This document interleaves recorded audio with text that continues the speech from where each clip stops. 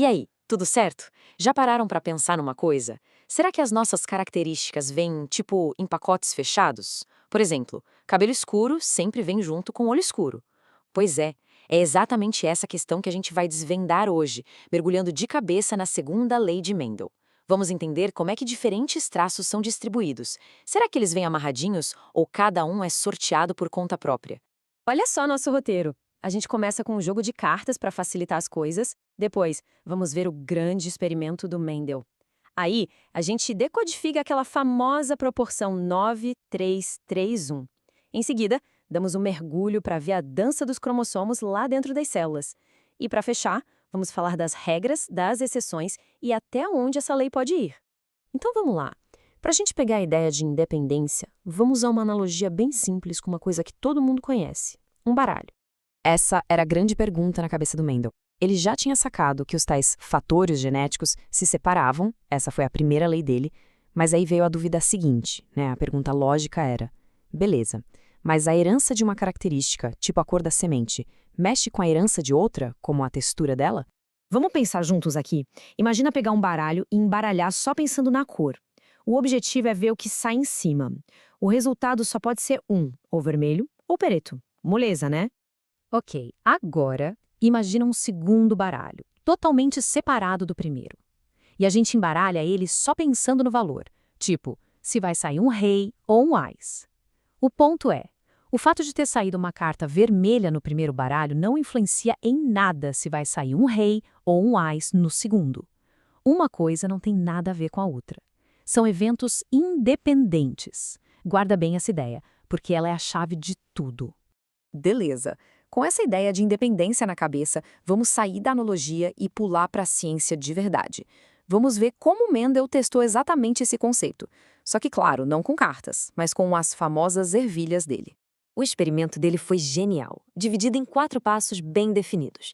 Primeiro, ele pegou plantas de linhagem pura, depois cruzou elas para criar a primeira geração de filhos, em seguida, ele deixou essa primeira geração se autofecundar. E por último, a parte mais trabalhosa, ele analisou com todo cuidado os netos, a segunda geração. O ponto de partida foi esse aqui, ó.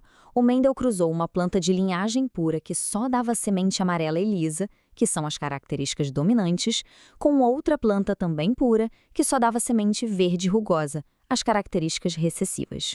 E o resultado? Bom, sem surpresas aqui, pelo menos por enquanto. Como a primeira lei dele já previa, 100% da primeira geração, a que a gente chama de F1, mostrou só as características dominantes, ou seja, todas as plantas tinham sementes amarelas e lisas.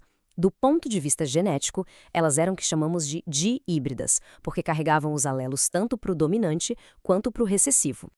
Agora sim, a gente chega na parte mais emocionante do experimento. O que será que aconteceu quando Mendel cruzou essas plantas híbridas da geração F1 entre si? É aqui que a coisa fica interessante. E os resultados foram, olha, surpreendentes e muito, mas muito reveladores. Foi na segunda geração, a F2, que a mágica aconteceu de verdade. Não só reapareceram as características lá dos avós, verde e rugoso, como também surgiram combinações que nunca tinham aparecido antes: ervilhas amarelas e rugosas e também ervilhas verdes e lisas. Isso só podia significar uma coisa: os genes para cor e para textura não estavam grudados um no outro. Então, o pulo do gato é esse. Uma planta dihíbrida com genes VVR não produz só 2 tipos de gametas. Ela produz 4 tipos diferentes. Isso acontece porque os alelos da cor, o V e o V, se separam de forma independente dos alelos da textura, o R e o R. É como se fossem 2 sorteios separados. E esse quadro de Punnett aqui mostra justamente todas as 16 combinações possíveis que podem rolar quando esses gametas se encontram ao acaso. E o mais legal é ver como essa matemática toda se transforma naquilo que a gente vê de fato no mundo real. Quando Mendel foi lá e contou as plantas, ele descobriu uma proporção que se repetia sempre. A cada 16 plantas, ele encontrava, em média, umas 9 amarelas e lisas, 3 amarelas e rugosas, 3 verdes e lisas e só uma verde e rugosa. Daí vem a famosíssima proporção 9:3:3:1. E é isso que nos leva finalmente à definição oficial da lei. Essa proporção matemática tão certinha só podia acontecer de um jeito: se os genes da cor e da textura fossem distribuídos de forma independente na hora de formar os gametas. Exatamente como os nossos baralhos de cartas, cada um sendo embaralhado por conta própria. E foi a isso que o Mendel deu o nome de Lei da Segregação Independente. Tá, mas como é que isso funciona na prática, biologicamente falando? O que está rolando lá dentro da célula para permitir que essa separação aconteça de forma independente? Agora a gente vai mergulhar no nível celular para entender. A resposta para isso está num processo chamado meiose. É a divisão celular que cria os gametas, sabe? O espermatozoide e o óvulo. O segredo é que, se os genes para características diferentes estão em pares de cromossomos diferentes, a forma como um par de cromossomos se alinha para se dividir não afeta em nada a forma como o outro par se alinha. É um embaralhamento totalmente aleatório, só que no nível dos cromossomos. Essa frase aqui resume a ideia perfeitamente. É essa distribuição independente na formação dos gametas que cria toda a variedade. E depois é a combinação aleatória, lá na fecundação, que produz os resultados finais que a gente observa. Mas, como quase tudo em biologia, essa lei não é uma regra de ferro. Ela tem seus limites, suas exceções, e entender essas exceções, na verdade, nos dá uma visão ainda mais legal e profunda sobre como a hereditariedade é complexa. E aqui está a principal exceção. A lei do Mendel funciona que é uma beleza quando os genes estão em cromossomos diferentes. Mas e se eles estiverem no mesmo cromossomo, bem pertinho um do outro? Aí a história muda. Nesse caso, a gente chama eles de genes ligados, e eles têm a tendência de serem herdados juntos, como se fosse um pacote só. Ou seja, eles quebram a regra da segregação independente. Mas o poder dessa lei não para por aí, em duas características. O Mendel era incansável. Ele foi além e estudou a herança de 3 características ao mesmo tempo. Ele analisou, por exemplo, cor da semente, textura da semente e cor da casca, tudo junto.